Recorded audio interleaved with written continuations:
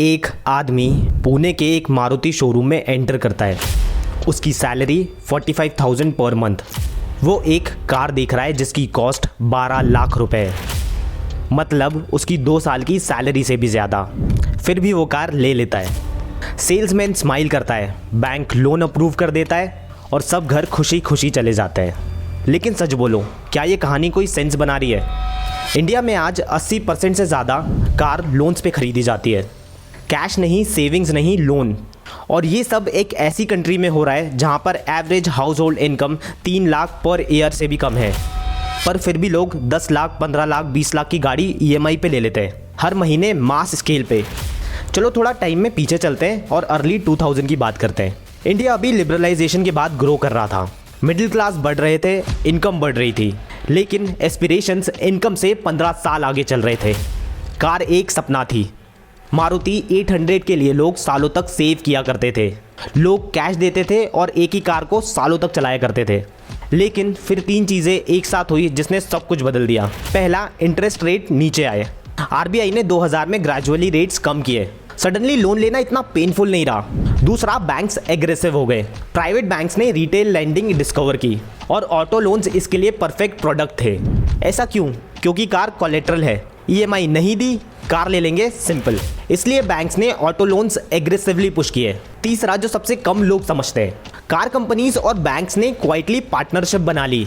आज शोरूम जाओ, वहाँ एक फाइनेंशियल डेस्क ऑलरेडी रहता है। डीलर सिर्फ कार बेच के पैसा नहीं कमा रहा, वो लोन अरेंज करके भी कमीशन कमाता है। मतलब उसका इंसेंटिव है तुम्हें लोन दिलवाने का। तो रियलिटी क्या है? तुम कार नहीं खरीदते, तुम एक फाइनेंशियल प्रोडक्ट में एंटर कर रहे हो। इसे एक एग्जाम्पल से समझते हैं। तुम 2 लाख डाउन पेमेंट कर देते हो, 8 लाख लोन लेते हो, 7 साल का लोन, 9% इंटरेस्ट। EMI आती है रफली 12,800 रुपये पर मंथ। सुनने में काफ़ी नॉर्मल लग रहा है। 45,000 सैलरी, 13,000 रुपये की EMI, ठीक है। तुम 7 साल में सिर्फ 8 लाख नहीं चुकाओगे, तुम चुकाओगे अप्रॉक्स 10.8 लाख रुपीज़, मतलब 2 लाख एक्स्ट्रा, सिर्फ इसलिए क्योंकि तुम वेट नहीं करना चाहते थे। और दूसरी तरफ एक और गेम चल रहा है। कार की वैल्यू गिर रही है हर साल 15 से 20%। 3 साल बाद 10 लाख की कार हो जाती है अराउंड 5.5 लाख। अभी भी 6 लाख के आसपास बाकी है। मतलब एक फेज आता है जहां तुम बैंक को ज़्यादा पैसा ओन करते हो जितनी कार की एक्चुअल वैल्यू है। इसको बोलते हैं अंडर वाटर। और मोस्ट लोगों को ये पता भी नहीं होता कि वो इस सिचुएशन में आ चुके हैं। फिर भी सिस्टम ग्रो हो रहा है। 2010 में इंडिया का auto loan market approx 60,000 crore का था, आज 5 लाख करोड़ से ज़्यादा। मतलब 15 साल में 8% ग्रोथ। हर साल ज़्यादा लोग ज़्यादा लोन्स लेकर डेप्रिशिएटिंग कार्स खरीद रहे हैं। फिनटेक वर्ल्ड में एक फैंसी टर्म है, फाइनेंशियल डीपनिंग। सुनने में नॉर्मल लगता है, मतलब more people have access to credit. और हाँ, एक सेंस में ये प्रोग्रेसिव लग सकता है। भोपाल का एक सैलरीड वर्कर एक कार ले सकता है, जो उसके फादर नहीं ले पाए, ये रियल है। लेकिन फाइनेंशियल डीपनिंग बिना फाइनेंशियल लिटरेसी के सिर्फ फाइनेंशियल एक्सपोजर है। जो सिस्टम तुम्हें कार लोन देता है, वही सिस्टम तुम्हें क्रैश भी कर सकता है। सोचो अगर पुणे वाला आदमी अपनी जॉब लॉस कर दे 32वें महीने में अपने 7 साल के लोन में से, बैंक क्या करेगा? Credit score crash, down payment गया, 32 मंथ की EMI गई और रिटर्न कुछ भी नहीं। एक सैलरी मिस हुई और पूरा सिस्टम ही हिल सकता है। और एक हिडन रिस्क है जिसके बारे में इकोनॉमिस्ट क्वाइटली बात करते हैं। इंडिया में ज़्यादा ऑटो लोन्स फ्लोटिंग रेट होते हैं। अगर RBI रेट बढ़ाता है तो तुम्हारी EMI भी बढ़ सकती है। तुमने लोन लिया 9% का, अचानक लोन हो गया 10.5%। कैटेस्ट्रोफिक नहीं, लेकिन प्रेशर है। फ्यूल प्राइस अलग, इंश्योरेंस अलग, मेंटेनेंस अलग। कार तुम्हें EMI पे बेची गई थी, किसी ने तुम्हें फुल 10 साल का कॉस्ट ऑफ ओनरशिप नहीं बताया।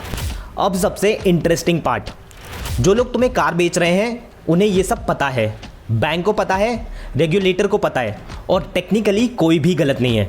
सब डिस्क्लोज होता है, इंटरेस्ट रेट लिखा होता है, EMI शेड्यूल दिया जाता है। सिस्टम ब्रोकन नहीं है, सिस्टम परफेक्टली काम कर रहा है।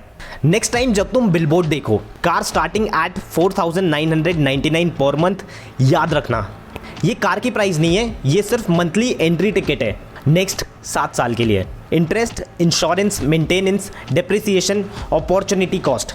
इंडिया कार्स खरीद रहा है मिलियंस में, रोड भर रहे हैं, लोन बुक्स ग्रो कर रहे हैं। लेकिन असली सवाल ये है, क्या तुम सच में रिचर हो रहे हो और कार उसका रिजल्ट है?